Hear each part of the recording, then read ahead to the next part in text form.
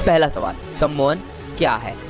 सम्मोहन अर्थात हिप्नोटिज्म वह क्रिया है जब हम किसी पे करते हैं तो हिप्नोटाइज हुआ पर्सन हमारी अधिकतर बातों को मानने लगता है, या यूं कहें कि सभी बातों को बहुत ही आसानी से मानने लगता है। सम्मोहन को नकारात्मक दृष्टि से किए जाने वाले जादू टोने के रूप में लिया जाता है। भारतीय संदर्भों में देखें तो यह बात पूरी तरह सही नहीं है।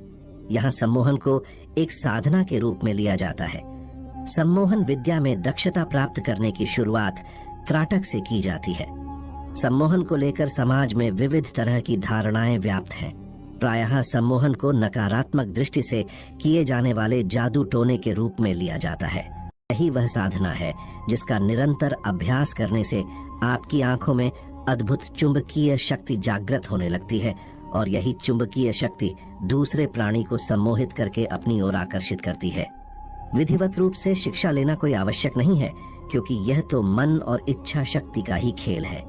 आप स्वयं के प्रयास, निरंतर अभ्यास और असीम धैर्य से सम्मोहन के प्रयोग सीखना आरंभ कर दें तो आपके अंदर यह अद्भुत शक्ति जागृत हो सकती है। यह विद्या मन की एकाग्रता और ध्यान, धारणा, समाधि का ही मिला जुला रूप है। आप किसी भी आसन में बैठकर शांत चित्त से ध्यान मग्न होकर मन की गहराइयों में झांकने का प्रयास करें। मन को कहीं भी न भटकने दें। मन के समस्त विचारों को एक बिंदु पर ही केंद्रित कर लें और सिर्फ दृष्टा बन जाएं, अर्थात जो कुछ भी मन के भीतर चल रहा है उसे चलने दें, छोड़ें नहीं, सिर्फ देखते जाएं। धीरे धीरे आप महसूस करेंगे कि आपको आंशिक सफलता प्राप्त हो रही है। आपको अनोखी अनुभूति महसूस होने लगेगी।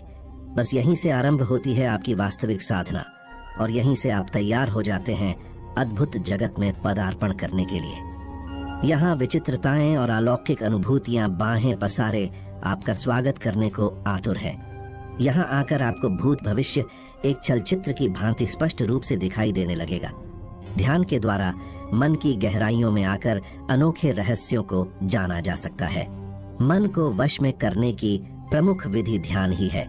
सम्मोहन अथवा वशीकरण विद्या में दूसरों को वश में करने से पूर्व स्वयं अपने मन को अपने ही वश में करना परम आवश्यक है। जब आपका मन आपके नियंत्रण में हो जाए तो दूसरों को वशीभूत करना बाएं हाथ का खेल है। इस विद्या को हासिल करने के लिए प्रथम सीढ़ी है त्राटक का अभ्यास।